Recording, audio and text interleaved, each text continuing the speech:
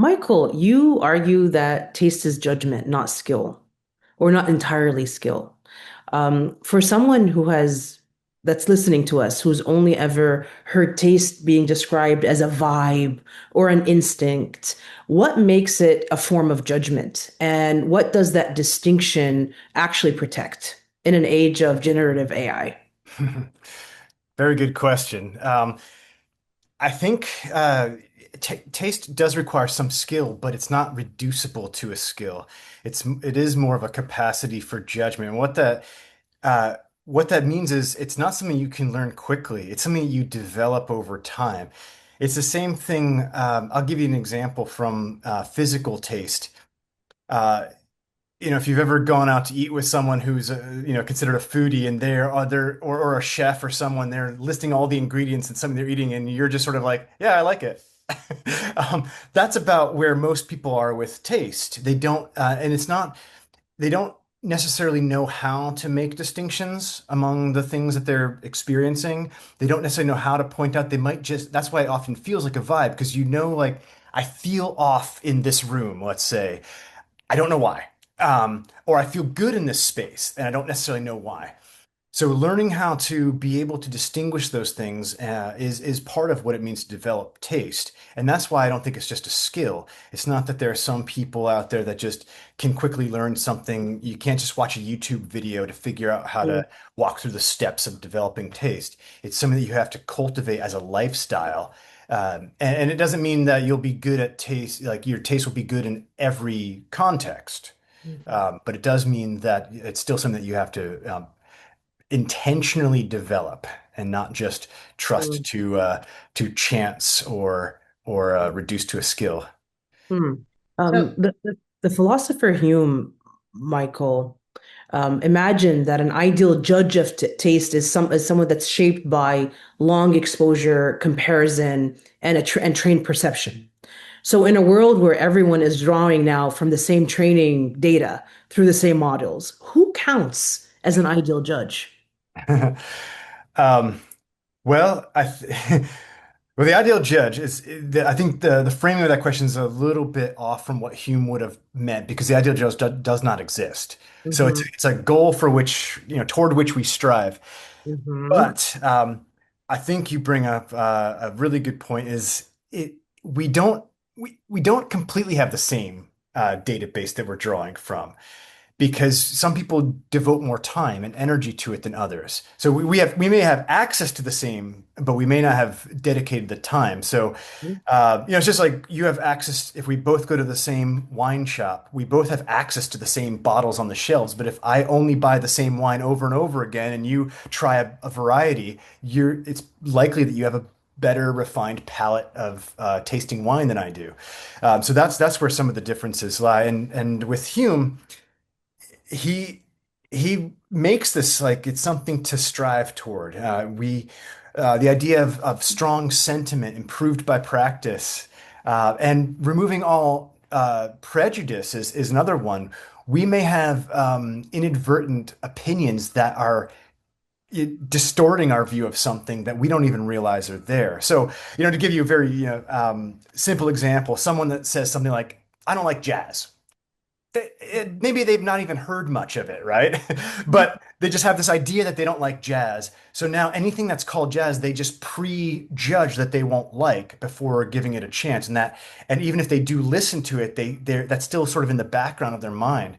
And I think that's where I think David Hume is actually quite relevant today. Is it's very difficult for us to remove our prejudice of how we approach objects and art and like some people make these statements about like all modern art is bad, and I'm like, what do you like Claude Monet?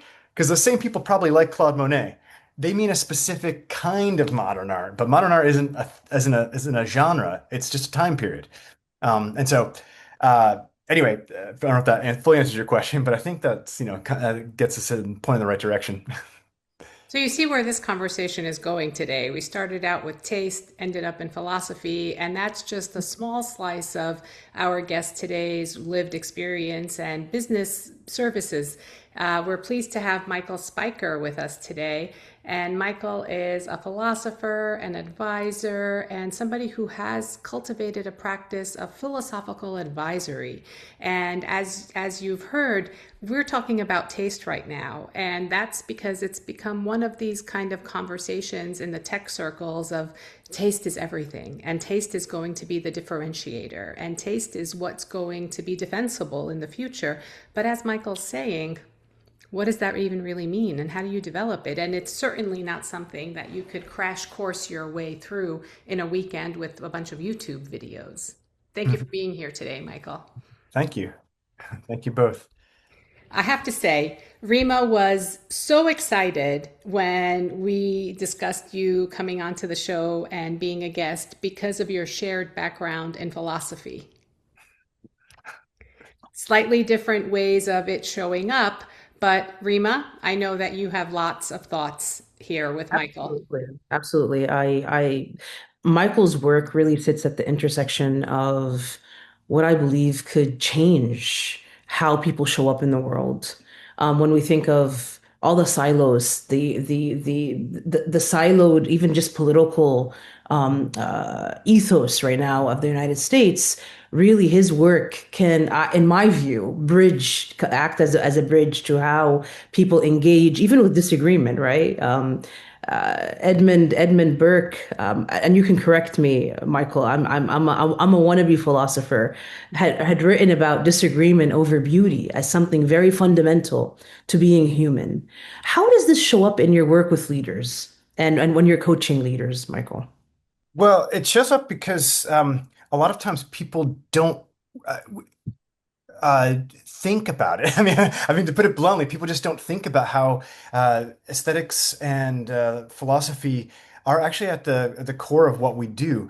One of the ways is uh, leadership often doesn't take into account how people perceive the things that they do, or how people perceive their business. So one example of this is suppose you discovered a new company that you had never heard of before, and you really like their products, and as an added bonus, they really care about sustainability. It's front and center on their website. They're like, we try to make everything the most sustainable as possible. So that adds, extra desire to buy from them. You buy something from them, you get the product, and it's a box filled with a bunch of unnecessary plastic. Hmm. Um, that sends a message.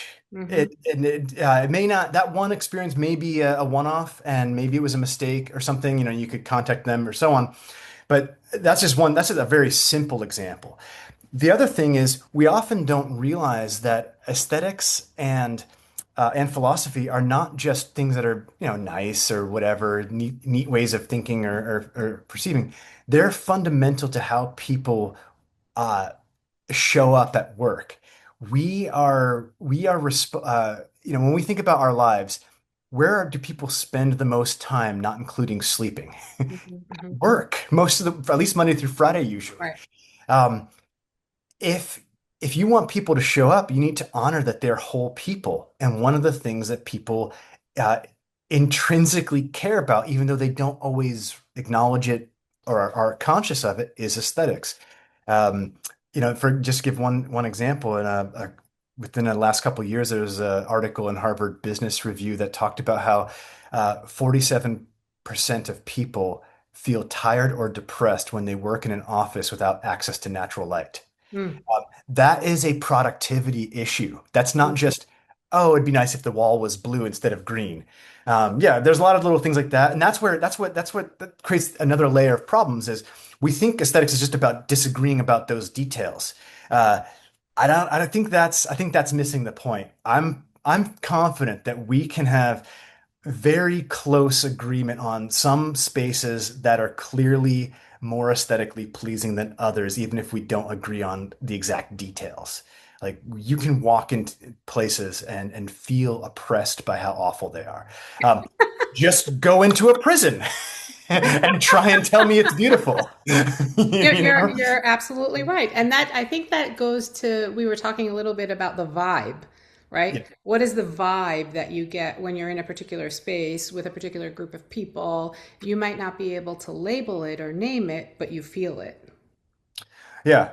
Yeah. And we often think because we can't label it that it's just purely subjective. And actually, one of the most considered ambiguous, or let me rephrase that, the most ambiguous sense of the five senses that people generally think is the sense of smell. Well, there's a philosopher named A.S. Barwich who has a book called Smellosophy. And she has a lab called the Stink Tank. So Okay. definitely playing on that. But she was saying that research has shown that within a few weeks of the right training, people can verbally explain different smells and they have a more fine-tuned sense of smell just within a few weeks. And the reason why we don't do that is because it hasn't been necessary for our survival. We Mhm. generally, well, the sense of smell, like we generally have positive and negative or like neutral.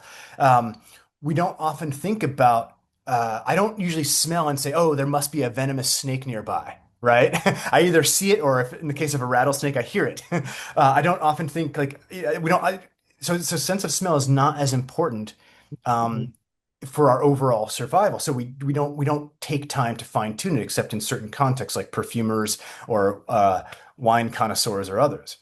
And so I think that's just one sense that kind of illustrates how we often neglect our senses. We think because we can see, we don't have to take time learning to see, or because we can taste, we don't have to take time learning to taste. And that's, I think, a mistake. It's not necessary for much of our lives. Does it matter that you can distinguish different things, different ingredients in food? Probably not. It's not gonna save your life that you can do that or not. But when we think about the wider effects of aesthetics, it could be, it is much more crucial. Well, I like what you're saying because although it's not essential to survival, I think about it as essential to the human experience, right? And that range of surprise and delight and maybe even fear and uncertainty, but all of these like range of emotions that we may not be tapping, we may not be experiencing, and what that does for us eventually, right? So, like you said, it may not be something that's essential for our survival, but what are we missing out on that by Yeah, not developing that? well, and I think about the famous scene in the movie Dead Poets Society where Robin Williams calls the students to huddle and he says things like, "Oh, you're going to be a lawyer, you're going to be a doctor. Those are good things. Those are necessary to sustain life. But beauty, love, these are what we stay alive for. I mean, how much time we? I mean, when I think about it, when we think about how many thousands and thousands of years humans have been on this planet, and you are here at this moment just to go to work and fulfill some meaningless task? Or do you want to find and cultivate meaning in your life? And one of the ways of doing that is through aesthetics. And aesthetics helps make our work more meaningful too, when we can see that it has a positive effect on ourselves, on those around us, and so on, not just because of results. Which is funny that we're so results driven, Yeah, even that is. though even though like we know that data and stuff does not motivate human action, like study after study, like books like Daniel Kahneman's Thinking Fast and Slow and others have shown that we're not actually motivated by data. We it's not that we has no it's not that it's irrelevant either. It's just that it's what we're motivated by our emotions, and aesthetics is what taps into that. Right, right. You know, Michael, there's something that's always been prohibitive around who has access to an aesthetic life. And I would be remiss if I don't bring that into our discussion today because a lot of your work does connect dignity, access, autonomy to beauty rather than to wealth or status. Why is this distinction ethically urgent? And can AI play a role in helping folks who perceive themselves or because of how systemically life has originated itself in terms of who has access and who doesn't, that AI can play a role in this in granting some access. Yeah, I mean, I suspect that you just made me think of a potential prompt that I've never actually asked to AI, but I suspect that AI can be a good way to learn, to like brainstorm new experiences that maybe you ought to have.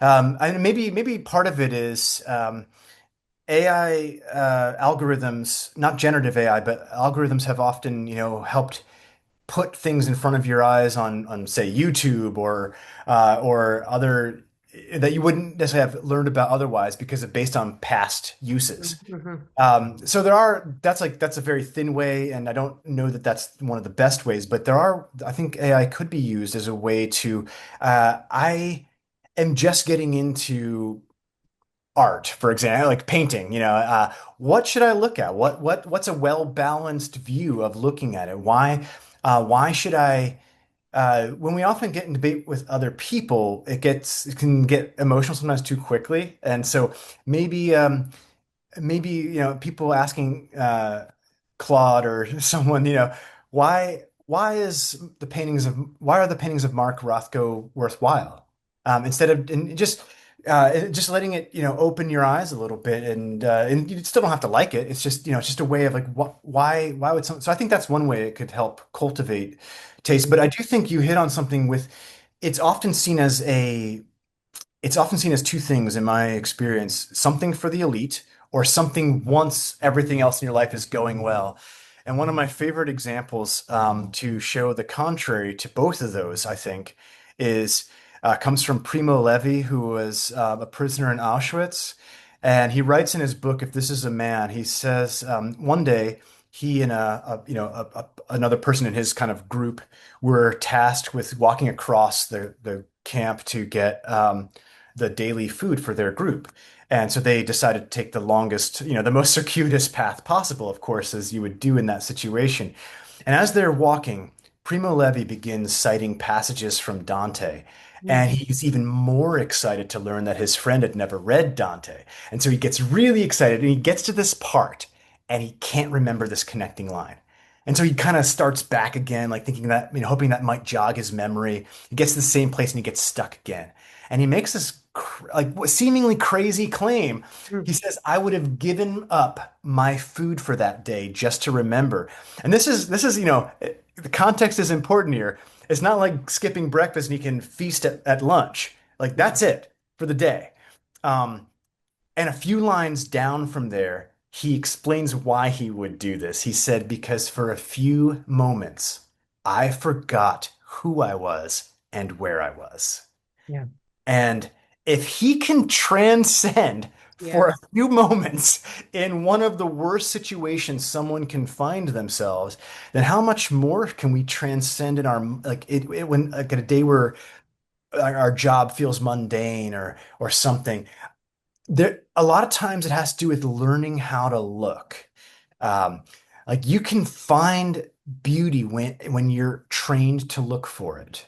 Like you might see an ugly, like let's say you see like a construction site to you that looks ugly, but looking closely, maybe there's some interesting color that just on one of the machines that that are the way the light's hitting it at the right time of day, or the way that there's some intersecting lines. If you kind of like hold up, just Mhm. something to kind of like home in on that one area. So learning how to look is often something that we don't think about, and especially in spaces where we expect not to find beauty. And expectation is a huge plays a huge role in our understanding of beauty and such. And then one last example is a colleague and friend of mine actually runs a nonprofit to help bring beauty and the awareness of the need for beauty into refugee camps. Mhm. And it started not because she had this idea, we need to bring beauty into, because she discovered that people in refugee camps were doing it. And so she created a nonprofit to support them in that. And the reason they give is because it brings a hope and dignity back into spaces without them. Michael, you've said so many things, and I Yeah. have so many thoughts. One of the things I want to talk about is what you mentioned about asking Claude or asking an AI about why is this Rothko, interesting or beautiful? What's special about it? As a way to help people start to develop a sense of understanding of what is aesthetically conventionally beautiful, right? Again, everybody will have their own idea of what is beautiful, but at least to get an understanding of collectively as a society what has been valued and recognized for that aestheticism. I was at the Louvre a couple of months ago with my teenage son and my mom. And, lots of beautiful, impressive, historic artworks. And we made it to the Mona Lisa. And as anybody who's been to the Louvre knows, there are throngs and throngs of people, hundreds at some point, maybe even thousands in that space. And my teenage son looked around and was like, what is this even about? Like, what is so special about this? I don't understand why people would be standing in this extra long line, why they would be crowding like this. What is it about that painting? And I suggested to him that he do a little research and try to understand, like, what is special about this that has this kind of clamoring, other than society saying that's the Mona Lisa and that's really special. But like, what is it about that piece? And I think, in a lesson for all of us is to approach these things from a lens of curiosity, right? As opposed to, like you were saying, we have these kind of preconceived ideas, these judgments of, I don't like jazz, therefore I can't listen to this, I can't enjoy it, where I don't like art, or I'm not a theater guy, or whatever, and therefore I can't have that experience of pleasure or delight. And to kind of challenge ourselves to step back from that instead of having that judgment and come to it from a lens of curiosity. Yeah. No, you're exactly right. I mean, well, first of all, the Mona Lisa, a lot of people don't know this, but it wasn't the painting, it wasn't valued the way it's valued today until it was stolen. And then, and then all of a Oh, sudden and it became valuable. No one because paid as somebody else much, wanted it. nobody paid as much attention to it. And the most stolen painting, which is strange, is the Scream by Edward Munch.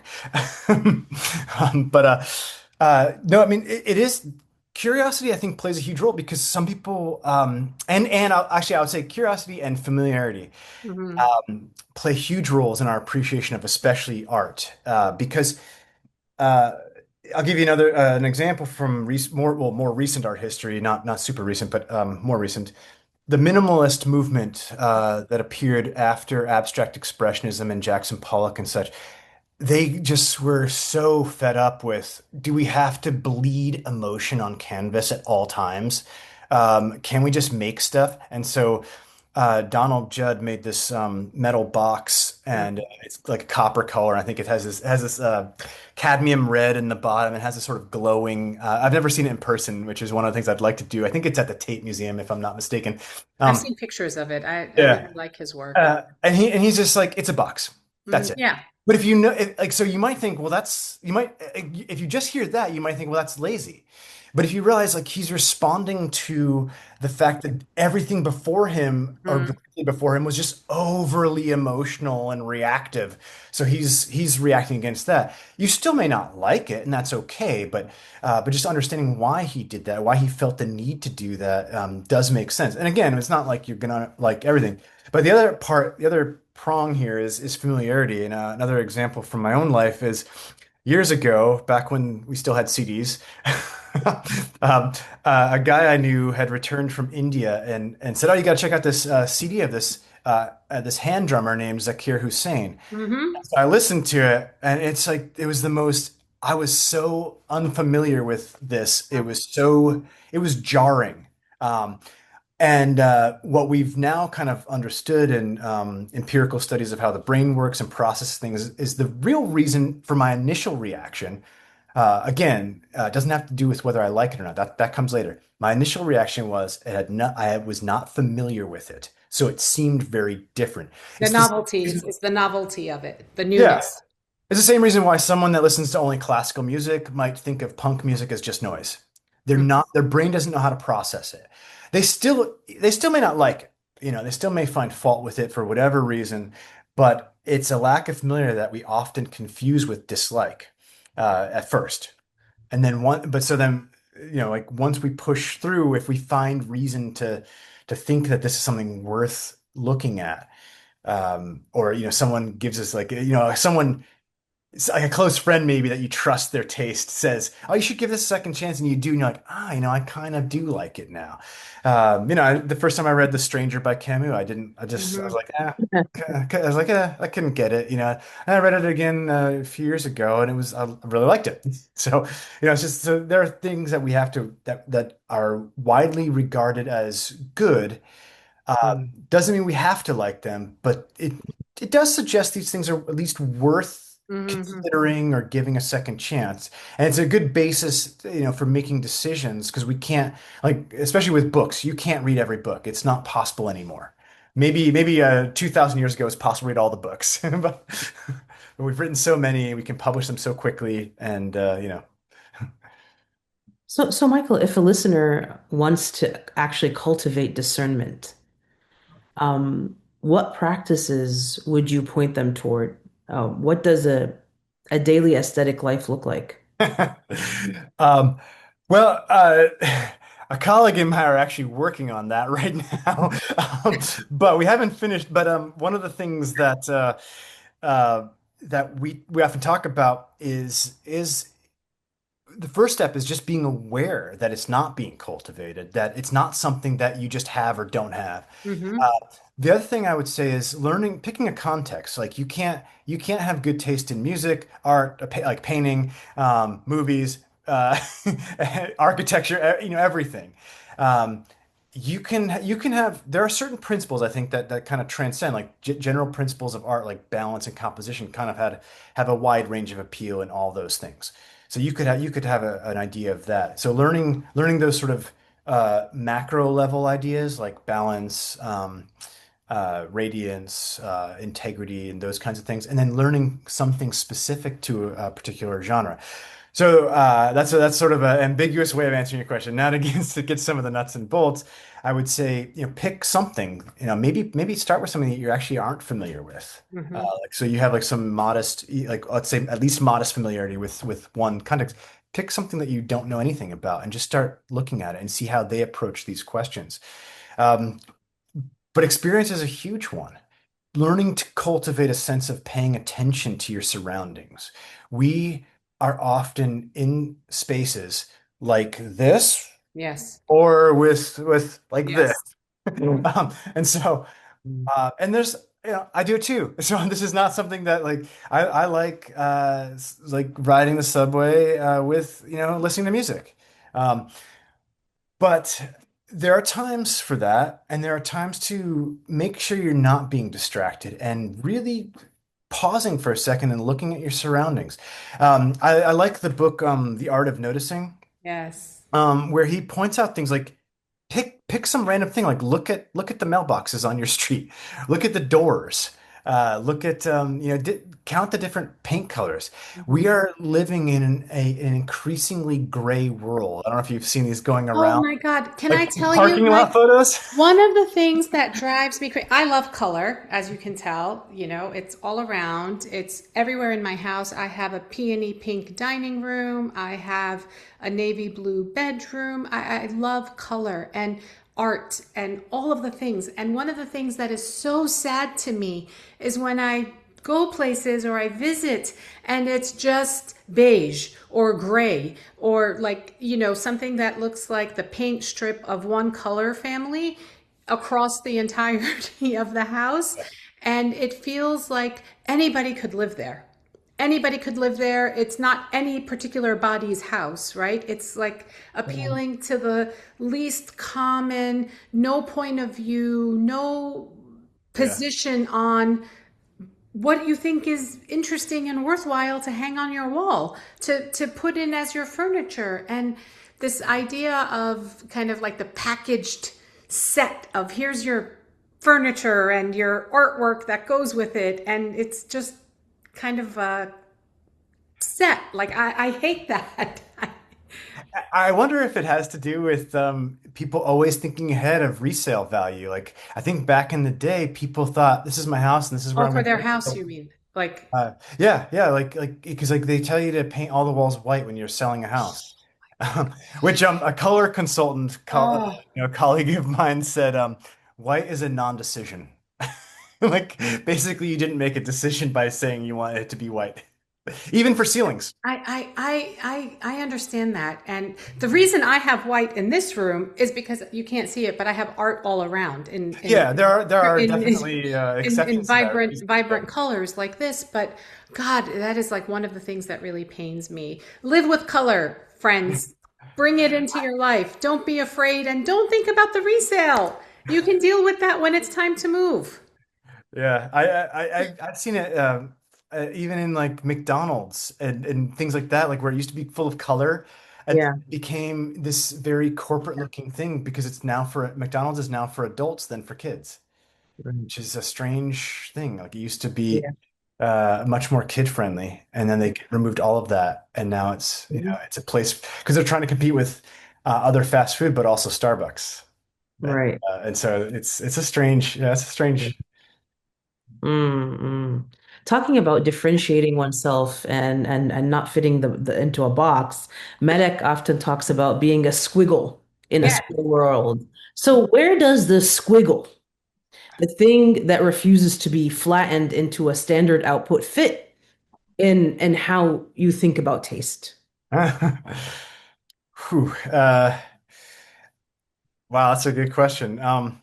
I there's a small snarky part of me that wants to say because I think about taste at all, but but I think it's because I think about it in a different way. I think about it as applying to business and applying to our lives rather than just applying to surfaces or the idea of people saying beauty is only skin deep and those kinds of things. I've heard from different people in design that they think of aesthetics as just making something pretty. Like it works, now we just need to make it pretty. And I think there's something that they fundamentally miss with that. And someone, and obviously I'm biased. I've been studying aesthetics for about 25 years or so, um, and and it's just. But I will say it's changing because when I back then, it I felt like a lone ranger. Like am I the only one that cares about aesthetics? And then now all these sudden all these people care, but that makes it better and worse. The I was worst just going to say, is that good news or bad news?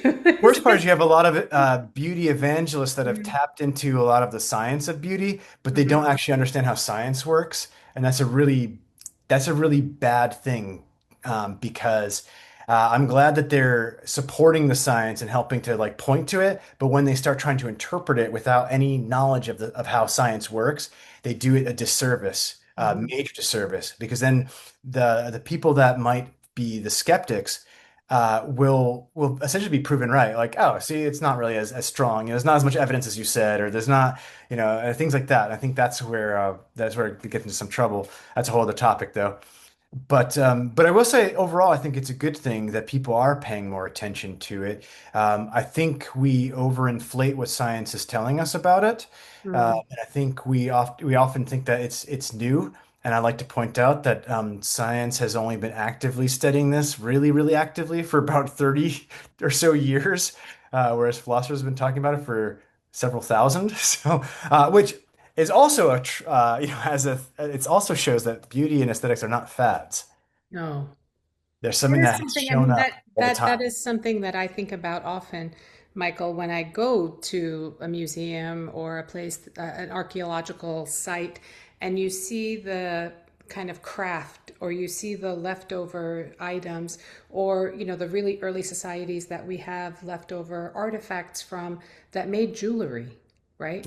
And I Yeah. think about that as somebody, who was in the jewelry space for many years.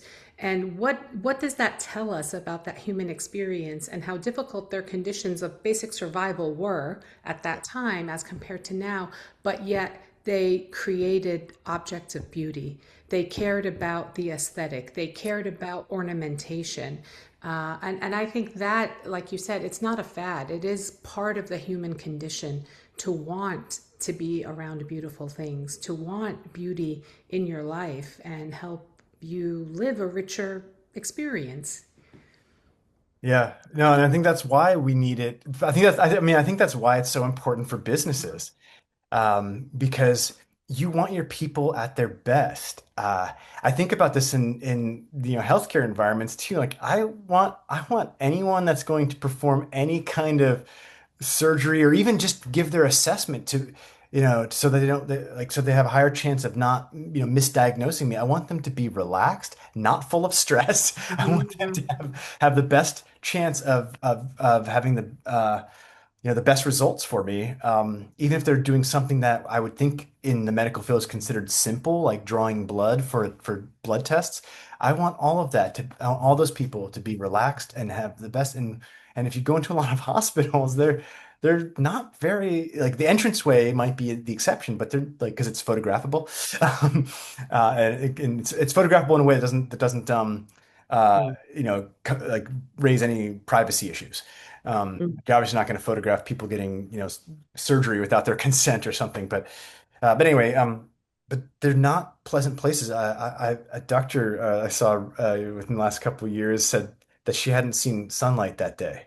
I'm like, that's not good for mm, anyone.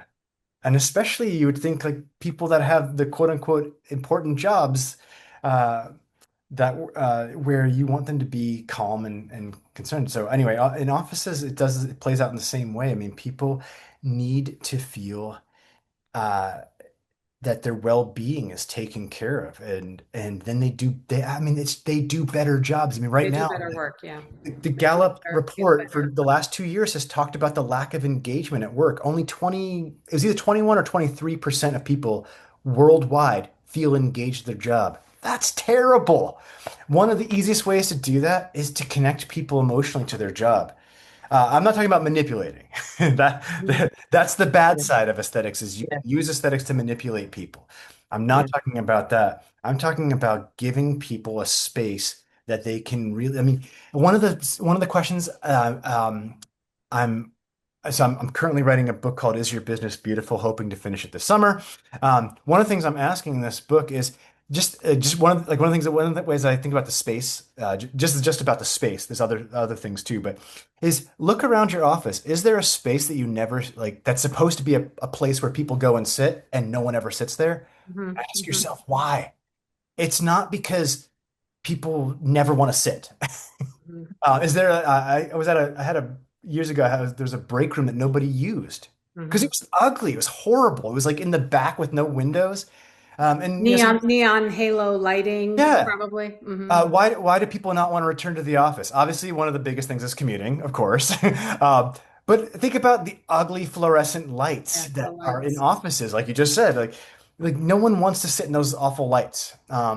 No one wants to like you are allowed. Like if it's your home office, obviously you can decorate it how you want. I mean, the only thing you had to worry about was if you had anything that would be offensive that was showing up behind you. That like a poster or something that would might offend people. Other than that, like you could decorate your home office the way you want and make it feel comfortable. You can't do that at work. So like you're sometimes you're just assigned a desk and you're next to. I mean, things have changed as technology has changed. But like, let's say you were next to the photocopier. How distracting would that be all day? Next to a Hmm. place where people are constantly moving and photocopying or something. It would be terrible. So like, there are things like that we don't often consider, and we're expected to just deal with it. But to me, it's like the death of a thousand cuts. Like you don't realize how awful you're feeling Yeah. in these spaces I think because it goes back because to you what you get were used to talking it. about dignity, right? Yeah, Yes. And recognizing the dignity and absolutely. how aesthetics can play an informative, a critical part in that respect and experience for the Yeah. individuals. Yeah. Um, Yeah. it's a lot to think about. So Michael, what can a hospital corridor or a clinical waiting room teach us about the ethics of aesthetic judgment? Uh, a couple, many things. I'll admit to a couple. One of the things I assume is they paint the walls white often because it's timeless. Which I understand I don't know if that's the reason. I've never heard anyone say this, but I assume that's one of the reasons. Because you think about certain colors that were popular in certain decades, like mustard yellow, maybe in the 70s or something, Yeah. Yeah. um, or pea green. But you don't want that because you want a hospital to feel like it's got the cutting edge technology. You don't want to walk in a hospital and it have an aesthetic from the 70s because that subconsciously instills like, doubt on whether they have the cutting edge technology for in medicine. So I understand that, but so maybe the corridors are different. Maybe that's okay that they're white because you don't actually usually spend a lot of time in those corridors. Hmm. Um, but I'll give you an example of I was told by someone recently that their grandfather had to go into assisted living or a nursing home. I forget the exact context, and he was not allowed to bring anything. Oh, So God, that is so he couldn't sad. bring photos. He couldn't bring, he couldn't bring any. And I don't know that that's the case everywhere, but this particular facility, that's what their rule was. Um, and so we know that, I mean, there's a lot of research. There's definitely some debates and the research is still accruing, but we have strong reason to believe that, um, seeing nature, having some aesthetics, are help us heal faster. The other big one is at a hospital. We all know technically you can refuse treatment, but how many people really do that? Unless they have a clear-cut religious reason for refusing certain procedures, most people aren't going to be like, I mean, you might get a second opinion if you thought something seemed off. Um, that we might do, but how many people really refuse treatment? If two doctors say you need this surgery, you're likely to, so hospitals are already a place where you often feel like you lack autonomy. So what Hmm. if in a hospital stay where you're there for a few days, you have at least a a small amount of autonomy in what it looks like. And we know this from research. There's a study in psychology where participants are asked to choose from a pair of three pairs of socks. They're asked to choose one. They're all black. They're all the same sock. I mean, there's not they're not different companies. It's not they're the same. But the fact they get to choose out of Hmm. and the fact they will find reasons to why they chose the pair they chose, um, gives them a sense of autonomy and it helps them feel better. And Yeah. we know that there are protocols. We know that we can honor all that. I'll a friend of mine actually. I'd never really talked to him about this. He's a nurse in a hospital in another state, and we never talked about this. And one time, I finally said, "Hey, we never talked about like my work and your work. How would you describe the aesthetics of your hospital?" And he said, "It's actually really good. He got really lucky." And here's the sad part, though. He described how, well, first the positives. He described how the lighting follows people's natural circadian rhythm, which we know is better for you instead of having bright lights all the time. But there's a button, if there's an emergency, they can just like, smash this button and all the lights come on and everything, gets up to, so it's like very quick. It's not.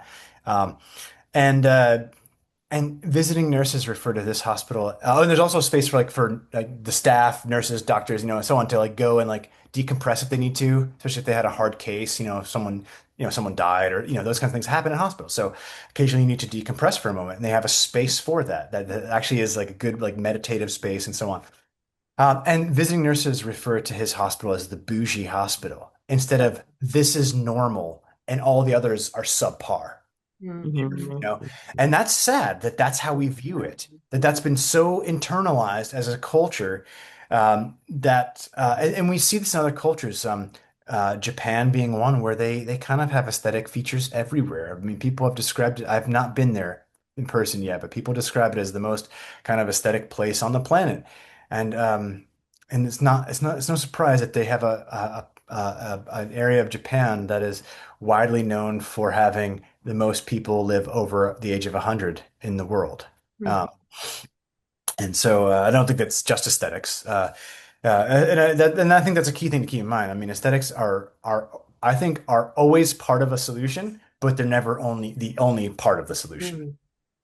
But they're an important part and one that's overlooked, and that's why businesses need to start paying attention to it. We have turnover rates higher than ever before. We have lack of engagement, and these are ways that can actually increase that. And especially with a lot of remote and hybrid work now, one of the like we just like oftentimes we start Zoom meetings. And we're just like trying to get right to the point. And I get that you're trying to be respectful of someone's time. And sometimes that is the right move when there's some kind of situation that's really time sensitive and really important. I get that. But we often also have regular meetings with certain teams, and they're all over the place. Why not begin with a story? Why not begin with, um, like what's the most recent thing that you thought was beautiful that you've seen? why not begin with something like this that we can all kind of relate to? And you can even, preempt it by saying like next week's meeting we're gonna ask this question. Um, the other thing I'll say is I won't. I've heard of a company here that has a decent sized art collection, and I'm sure a lot of companies in New York and San Francisco and these big companies have really great art collections. Um, how many times do their employees ever look at the art on the wall?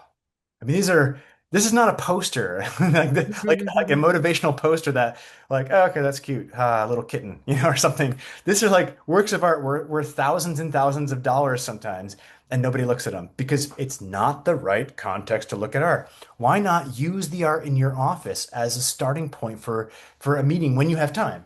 Like what was your favorite painting that you saw walking into the office? And again, preemptively, that might be something you have to preempt. So Rima, you know what I'm thinking about as Michael's saying that? Are you thinking about, Our yeah, conference earlier this year. yeah. Rima and I attended a conference earlier this year that was held in an art museum. And they did a very innovative thing, to your point.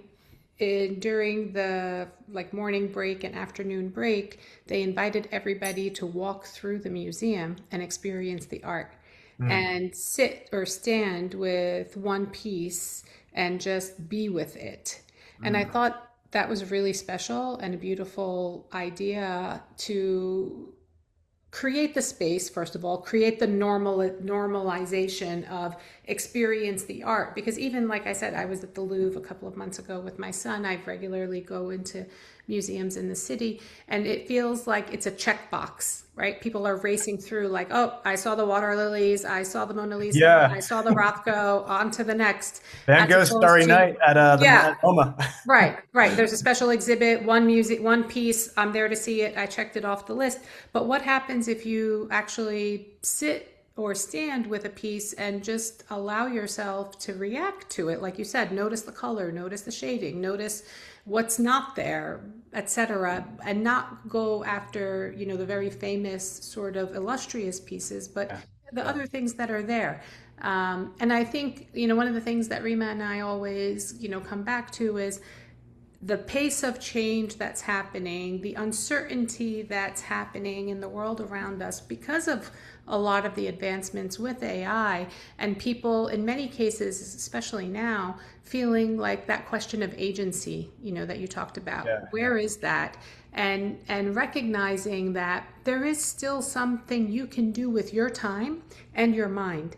And one of the best ways, I think, to break free of the algorithm of what is force fed to you by an equation or something based on what you looked at previously or what they know about you based on your zip code or where you're going, is to go to a museum and sit with the art, right? That is agnostic in many ways of the algorithm. Now, obviously, it's been curated by people who decided that this is art that's worthy of being in this space, but it's not specific to you, meaning it's for the collective. And I think there are so few experiences that are left that are experienced across the board, right? That are not siloed, individualized to me as opposed to everybody else, and not knowing what I don't know, not knowing what you shows up in your yeah, feed, what shows up in Rima's feed, what shows up in anybody else who kind of looks like me's feed because of the other things that the algorithm knows about me. The museum to me and art is one of those levelers yeah, that it's a shared experience, and we have less and less of those opportunities in this day and age. yeah, absolutely. Yeah, it's definitely one of the best uh, places to see a wide array of things that you wouldn't normally see. We are creatures of habits, and when my courses, I mid semester, if I say this, I then point out, look where you're sitting. The same seat you were sitting in on day one. I don't have assigned seats. You can sit wherever you want, but they follow they just sit in a spot, and that's where they are for the whole semester. It's true. I sometimes make them sit in different seats, and you could see the kind of panic of like, why, why do I have to change? But it's a good habit to break free from the Yeah, I mean, predictability. seeing things from new perspectives, and I think sometimes we're so closed off to it, and like you don't have to like it. Yeah. That's the You great don't thing. have to like it. Yeah. You don't have to like all the art you see, but experiencing it.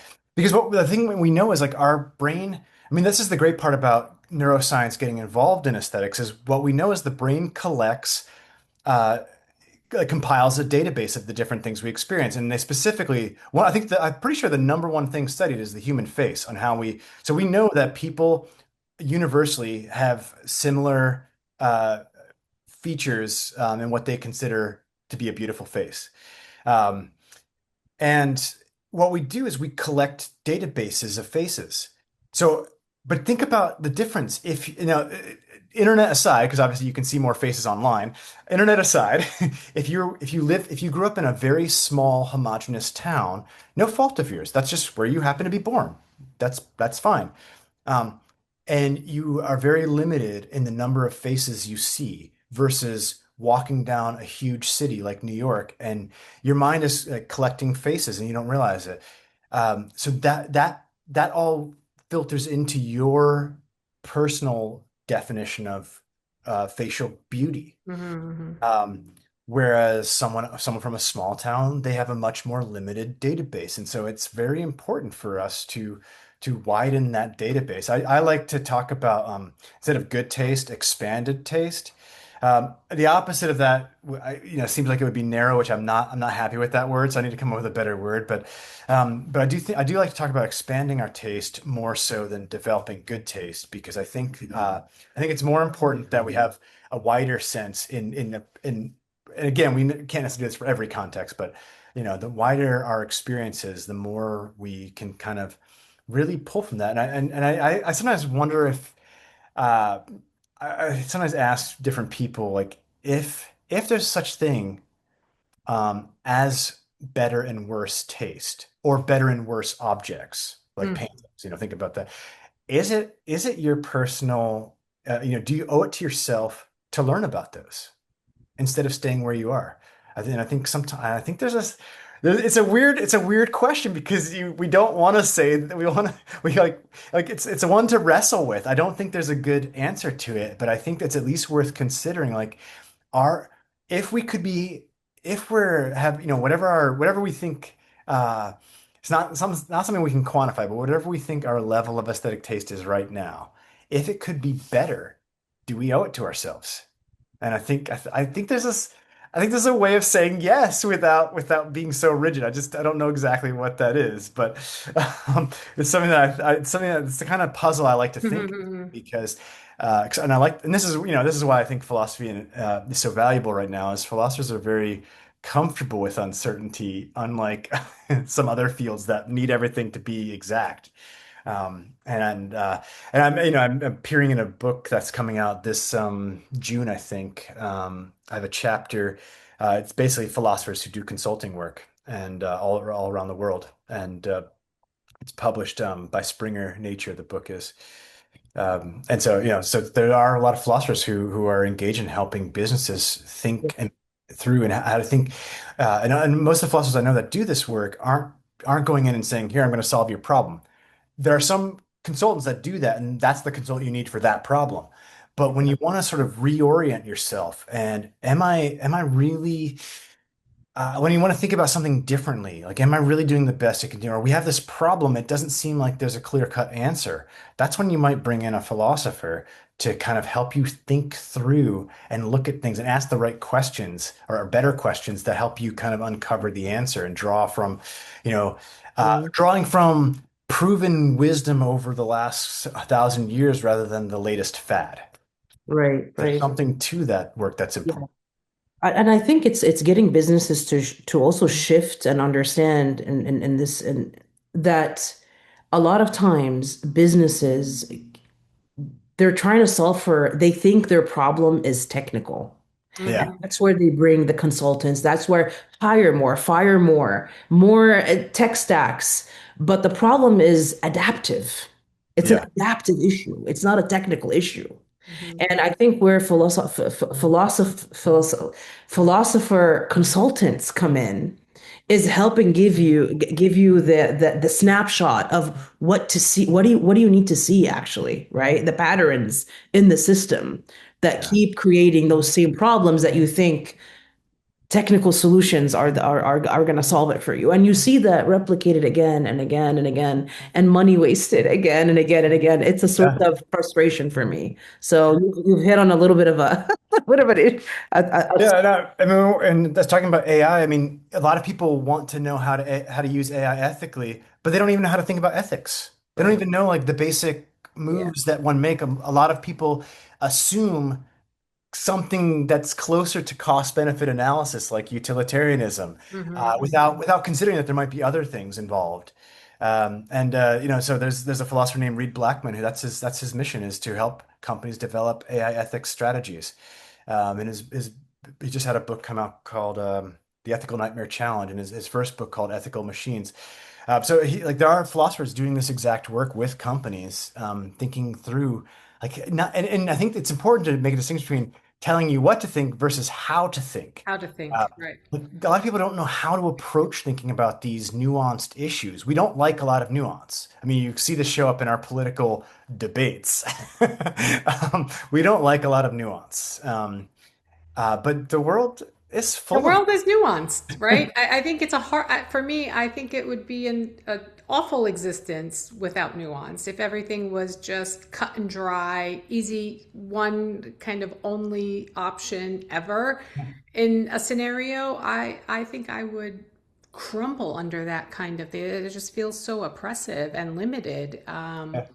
But you've given us so much to think about, Michael, and I feel that we have created more questions than we have answers, which That's how you know you talk to a Rima and I philosopher. love it. You can see we're both smiling ear Yeah. to ear with Yes. the kind of thinking challenges that you've presented in this conversation. So thank you so much for all of that. Here. Uh, as you know, we have a couple of things that we do on every episode with our guests to give another dimension of you and your kind of personality. So tell us, what is one thing that is making your life better right now? Um, this probably won't surprise you based on our conversation so far, but one thing is I've recently, s- well, to give you a bit of setup, a short setup, I've realized that we are in comment culture. We comment on everything, but we need to think below the surface. And so I've created a public dialogue that I hold every, 5 weeks or so at a brewery called Pensive Pint. And I love we that. we pick a question and we talk about it for 90 minutes or so. So what we do is whoever shows up, I solicit about three questions, and then we vote on which one we want to talk about. Um, and uh, and it's been a random assortment of people that have shown up each time. I mean, which is to my surprise because I thought, the first time especially, I thought it was just going to be people I know that don't know each other. Which there was some of that, but. Um, Public dialogue is absolutely crucial, especially in public spaces where I've noticed a trend and I thought, oh, is it just that I'm middle-aged now? But or people just don't look at you anymore. They never make like they're walking past They you. don't make eye And contact. instead of like you don't even like look up at each other to acknowledge like I'm walking past you and I don't want to bump into you. It's like they're still like looking down and sort of like see you out of the and like know to avoid you that way. And I'm like, why are we so scared to That's look a at each other? whole other episode, Michael. Rima and I But have so many thoughts about that, and but so in our it's dialogue, yeah. we look at each other, we talk to each other, Mhm.